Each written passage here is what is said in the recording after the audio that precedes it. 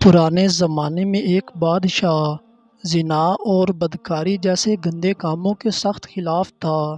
اس بادشاہ کی ایک بہت ہی خوبصورت اور حسین و جمیل بیٹی تھی۔ شہزادی کے حسن پر سب درباری عاشق تھے۔ شہزادی کے چلنے کے انداز کو دیکھ کر بڑے بڑے شہزادے اپنے دوڑتے ہوئے گھوڑوں کا رخ موڑ دیتے تھے، کیونکہ شہزادی کا چہرہ دودھ کی طرح سفید اور اس کی آنکھیں ہیرے جیسی چمکدار تھیں۔ جو بھی شہزادی کو دیکھتا اس پر پہلی ہی نظر میں فدا ہو جاتا تھا۔ اب شہزادی جوان ہو چکی تھی، لیکن بادشاہ سلامت نے اس کی شادی ابھی تک کسی سے نہیں کی تھی۔ شہزادی اپنے منہ سے اپنے باپ کو کچھ کہہ نہیں سکتی تھی،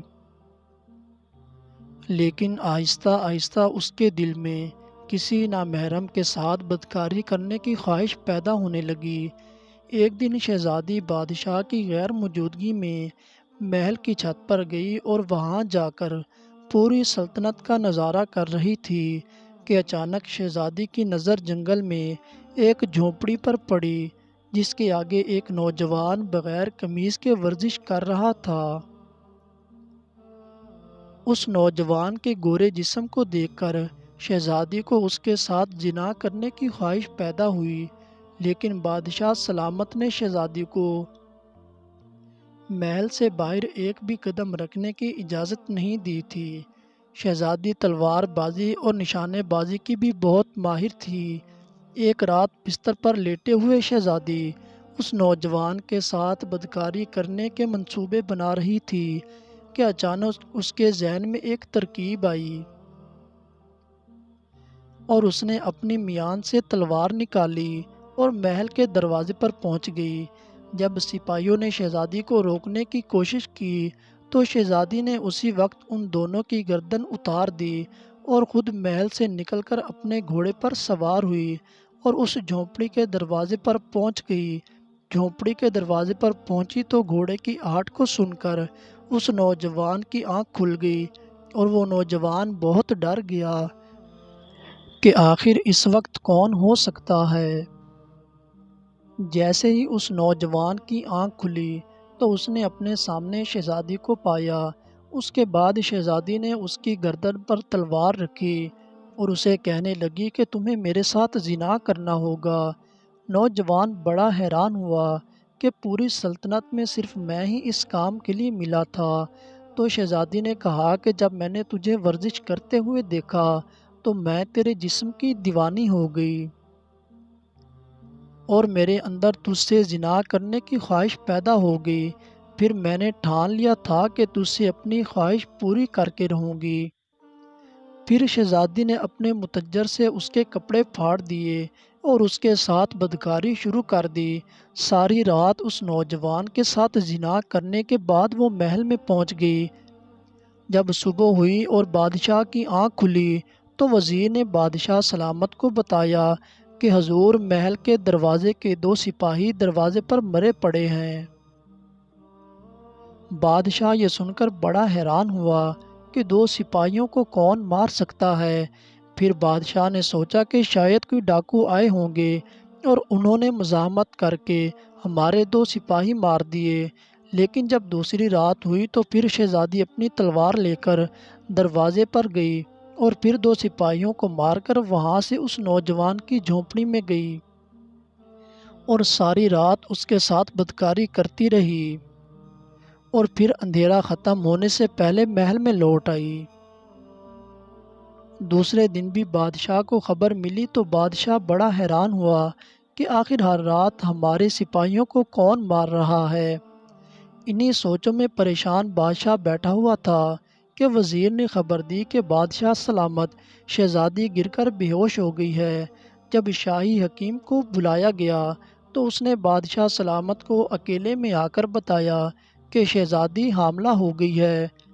یہ سن کر بادشاہ غش کھا کر گر گیا اور بے ہوش ہو گیا۔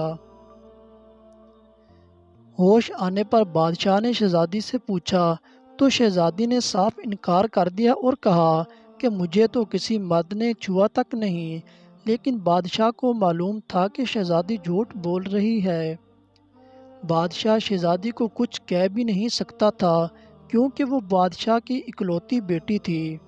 اس کے بعد بادشاہ سلامت نے اپنے محل کی حفاظت کے لیے بہت سارے سپاہی نافذ کر دیے۔ ایک رات تو شہزادی محل سے باہر نہ گئی، لیکن جب دوسری رات ہوئی تو پھر شہزادی اس نوجوان کے ساتھ اپنی خواہش پوری کرنے کے لیے تڑپنے لگی۔ بادشاہ سوچ سوچ کر پاگل ہو رہا تھا کہ شہزادی نے کس کے ساتھ زنا کیا ہے۔ انہی سوچ میں گم بادشاہ سلامت بیٹھا ہوا تھا کہ وزیر نے کہا کہ حضور، میرے پاس ایک ترکیب ہے جس پر عمل کر کے ہم پتہ لگا سکتے ہیں کہ شہزادی کس کے ساتھ زنا کرتی ہے۔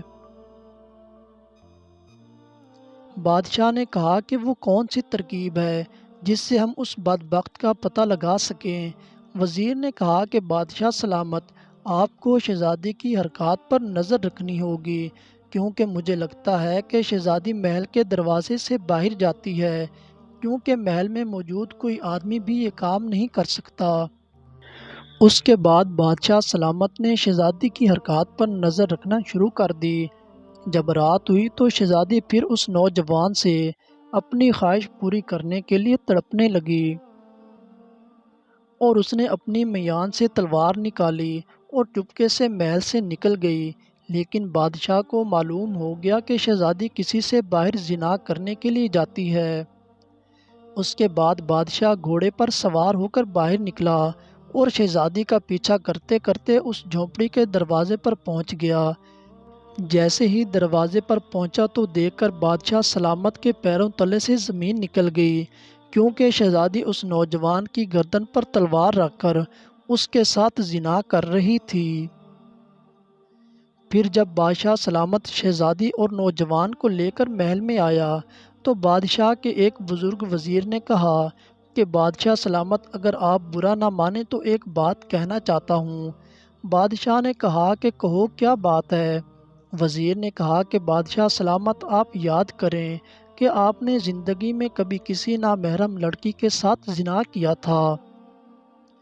بادشاہ نے اپنے ماضی میں نظر دوڑائی تو اس کو ایک واقعہ یاد آیا کہ جب میں جوان تھا تو ایک دفعہ ایک گاؤں سے گزرتے ہوئے مجھے ایک لڑکی پسند آ گئی،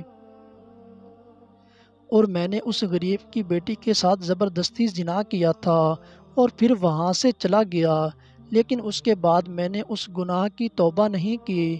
پھر بزرگ بولا، بادشاہ سلامت، زنا انسان پر قرض ہوتا ہے اور آج آپ نے وہ قرض چکا دیا۔ اگر آپ نے اسی وقت اپنے گناہ کی معافی مانگ لی ہوتی تو شاید آپ کو یہ دن دیکھنا نہ پڑتا۔ پھر اس بزرگ نے کہا کہ بادشاہ سلامت، آپ نے جس لڑکی کے ساتھ زنا کیا تھا وہ میری بیٹی تھی، اور جس نوجوان کے ساتھ شہزادی زنا کرتی ہے وہ میرا بیٹا ہے۔ کل آپ نے میری عزت کے ساتھ کھلواڑ کیا تھا، آج اس کا قرضہ میرے بیٹے نے چکا دیا۔ اس کے بعد بادشاہ سلامت نے اپنے تمام گناہوں سے معافی مانگ لی اور اس نوجوان کی شادی شہزادی سے کر دی، اور اپنے ملک میں یہ قانون بنا دیا کہ اگر کوئی بھی انسان زنا کرتے ہوئے پکڑا گیا تو اس کو محل کے سامنے سنگسار کر دیا جائے گا۔